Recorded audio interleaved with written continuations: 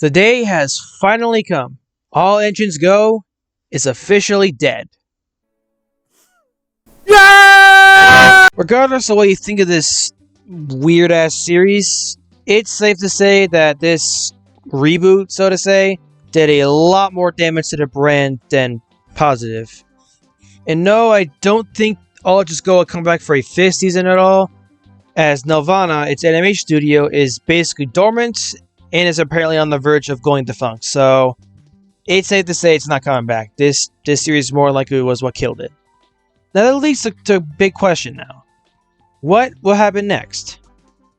Now, I am not sure what the exact plan is, but there are a few scattered reports here and there about a new Thomas series or project of some sort coming out in 2026. We have literally no idea what it could be. Will there be a series, movie, something? We don't know. But it did get me thinking though. What would be the best path forward for this long-standing franchise? There's a lot of directions to take it, and I'm actually pretty curious what will happen next. This video is a somewhat chaotic, video explaining my predictions of what might happen next. I try to stay as realistically as possible, but I did get kind of hopeful, one can dream. So I'm not an expert in any marketing, economics, or anything of the sorts, but this is just how I would handle it if I was in the shoes of Mattel at this point. But let me know what you would do in the comments below. Possibilities are seemingly endless. So without further ado, let's begin. So let me start off by saying that I don't think the original series is getting a season 25 at all. I find it very unlikely Mattel would even want to. However, given that the current merch coming out for this year is based on the CGI designs, I'd say that the CGI style is returning, but for a full hard reboot series. I mean, I know it's kind of sad to think about the original series ending fully, but the fact that it managed to last 37 years, 24 seasons, 14 movies and 4 specials is nothing short of a sheer miracle. And trying to recapture an inkling of those prime eras in a 25th season will just be way too difficult, I feel. And I'll have to be constantly trying to follow the guidelines of continuity and such, which was already hella shaky by the end of it. So I feel like a hard reboot would be the better path forward, as it will allow for more creative freedom in terms of continuity and designs. I mean, imagine if they were to do a new adaptation of Thomas Comes to Breakfast, and Thomas actually receives the flat writing board afterwards and maintains it. That would be so cool. They can do that in a hard reboot. Hell, if they really wanted to, they can mix up the animation style as well. Imagine a Thomas series in a style similar to Spider-Verse or Puss in Boots: The Last Wish. That would be really cool. Although I highly doubt Mattel would want to pay for something like that, so I realistically think they'll just return to CGI animation. Now, in terms of studios to animate it, I highly doubt at least they'll bring back Jam-Filled, as I don't think a lot of people really liked their style. I personally found their lighting way too glossy and weird. So I feel like a new studio will be brought in, especially since Nelvana is also bankrupt as well. I consider a lot of studios like Aardman, Titmouse, a couple others, but I feel like a good choice will be Wildbrain. I've seen a couple other people in the fandom go with this route as well. I've seen some of their work on the Ninjago Dragons Rising series on Netflix, and it's really good. So I feel like Wildbrain will be able to pull it off pretty well. I actually wouldn't be surprised if they actually went with them. Now, with a hard reboot will come a new cast more than likely. Who they might be specifically? It can be almost anybody, but me personally, I would prefer the characters sounding a lot more adult-like, or at least late teenagers or late 20s, so to speak, for younger characters. Especially for say Henry and Percy, whose voices were just flanderized to fit their Flander personality, but I just hope we get at least mature sounding voices and not make them paranoid babies per se. But that's just kind of my take on it. I just hope we get more adult sounding voices. Now, the big aspect of this is, where would the series air? The original series bounced around on a lot of channels over the years, but mostly stayed with PBS Kids and I think Nick Jr. as well. But it wasn't getting enough airing time as on those channels towards the end. But I do think a channel like Nick Jr. or even Cartoonito block on CN will be fine. Or even The Hub, if that's even still around, where Transformers Prime aired. But the main thing here is to make sure the show gets to as many viewers as possible.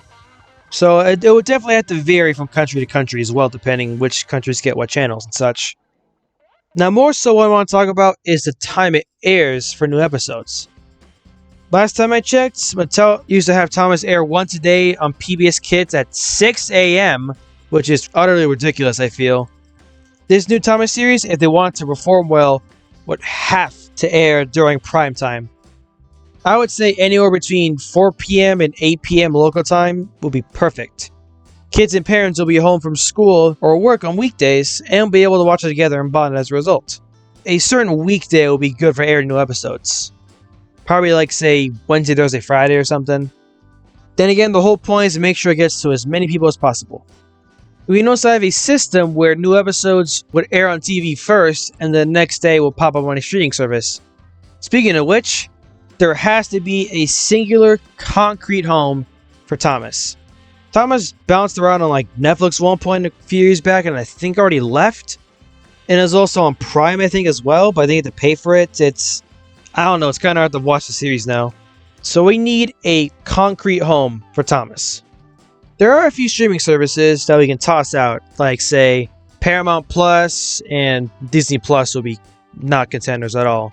Same with Peacock as well. I feel like they're too on brand to not allow any licensed material on there. So I don't think enough people even have Paramount Plus or Peacock per se, so... And I don't think Disney would even want it, so...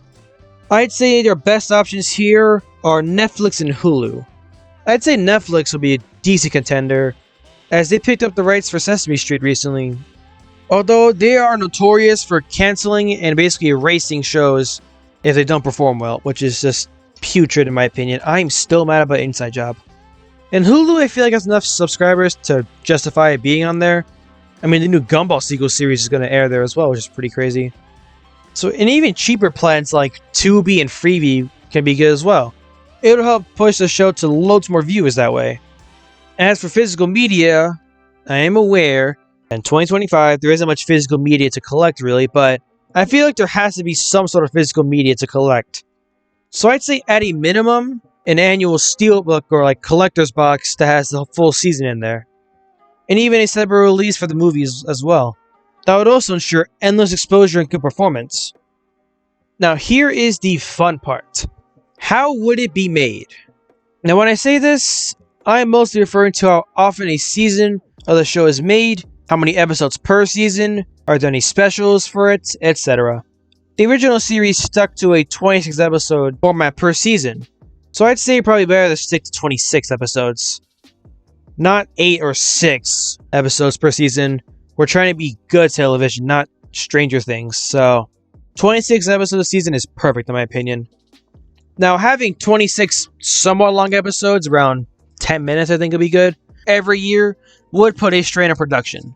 So I'd say about every 18 months or year and a half should be perfectly good. That way we have consistent releases and not have to wait too long. As for movies or specials, I think a system where every other year or even every 3 years at most is perfect. I don't think annually should work at all, as it will put too much strain on the creative teams behind it. So I'd say this system where every other year or so we get a special is perfect. That way it will give enough time for individual seasons to grow on their own, and also still have those frequent big marketing pushes for the specials. And the writing will also have enough time to be polished out as well. Now as for merchandise, whatever they're doing for designs right now is perfect by me.